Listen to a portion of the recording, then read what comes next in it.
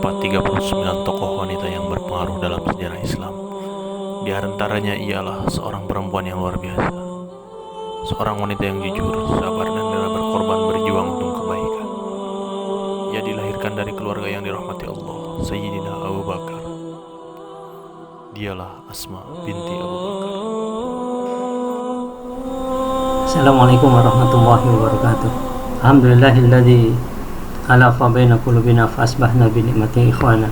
Asyhadu an la ilaha illallah wahdahu la syarikalah wa asyhadu anna Muhammadan abduhu wa rasuluhu la nabiyya ba'da.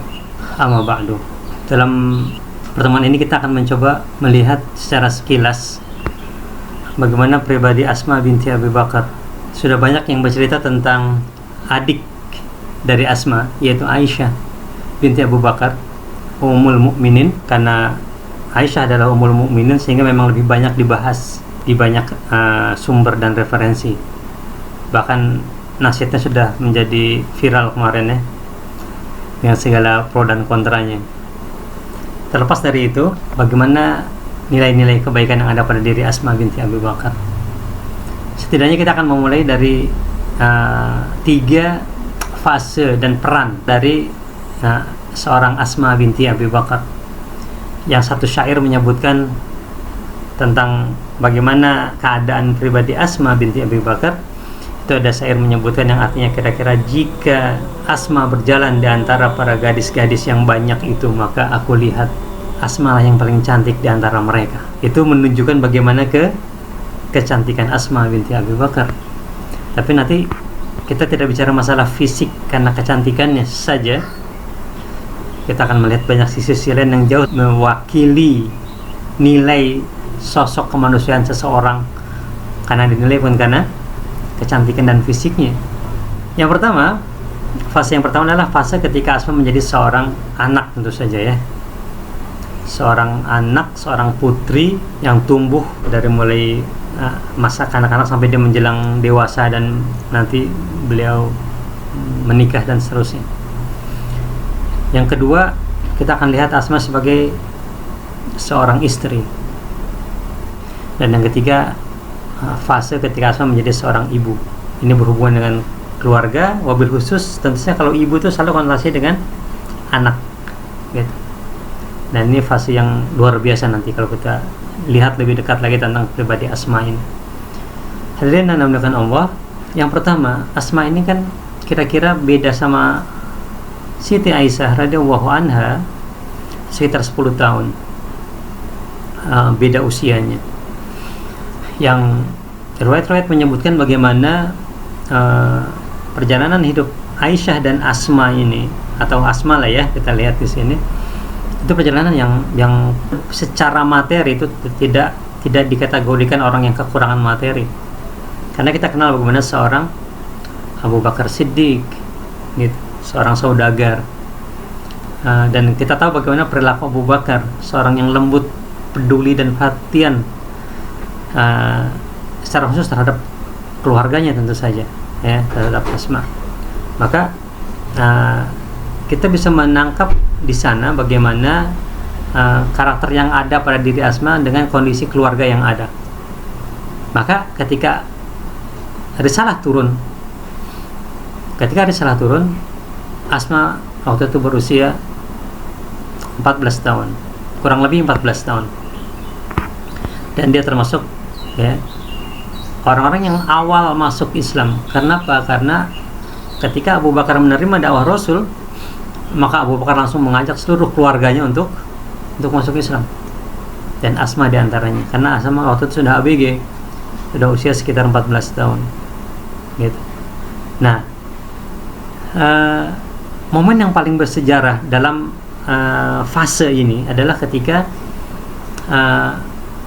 Rasulullah SAW mendapat perintah untuk hijrah ke Yathrib waktu itu, yang kita kenal nanti dengan nama Madinah Al-Munawwarah ya. Waktu itu Madinah dikenal dengan nama Yathrib ya.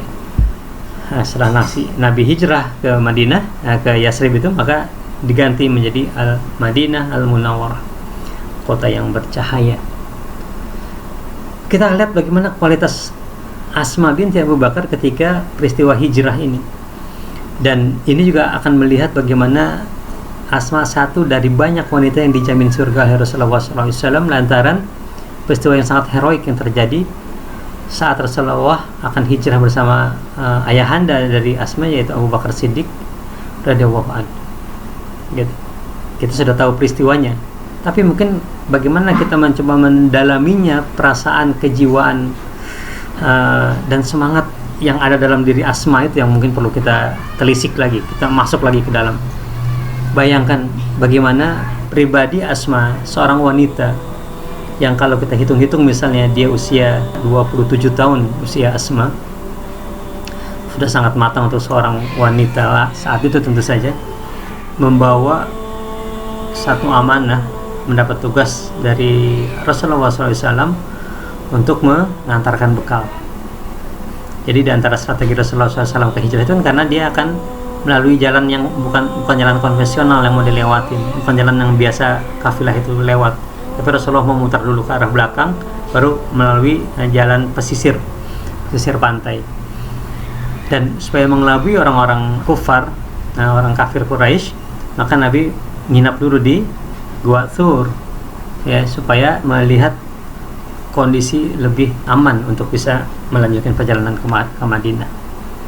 Dan Asma, karena Nabi 3 hari berada di Gua Thur, dia bertugas untuk menyampaikan, membawa bahan makanan untuk Nabi dan Abu Bakar Siddiq.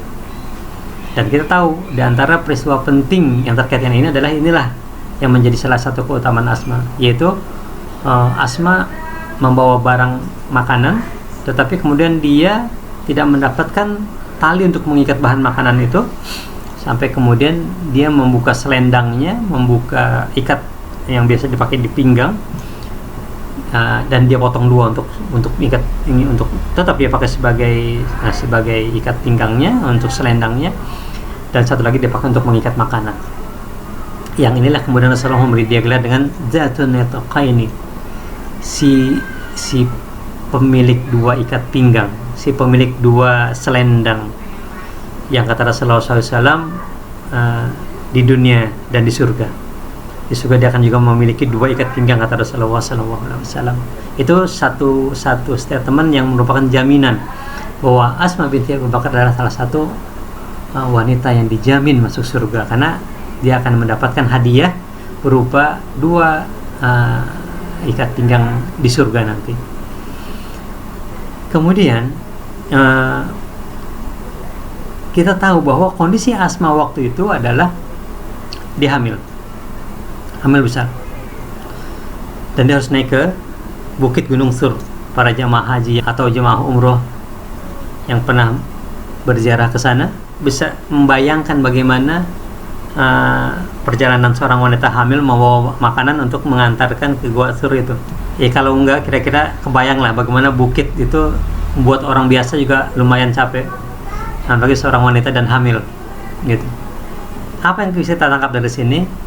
Kekuatan fisik Asma, ya kan? Yang kedua, tentu saja mentalnya luar biasa gitu. Mungkin fisiknya kuat, tapi kalau dia takut, nggak mungkin dia naik ke sana. Dia wanita loh. Dan waktu itu Abu Bakar dan Rasulullah menjadi target operasi orang-orang kafir Quraisy yang syaratnya apa? Cuma satu aja, bunuh. Artinya kalau ketangkap langsung dibunuh gitu, karena hadiahnya sekitar 100 ekor unta untuk kepala Rasulullah itu.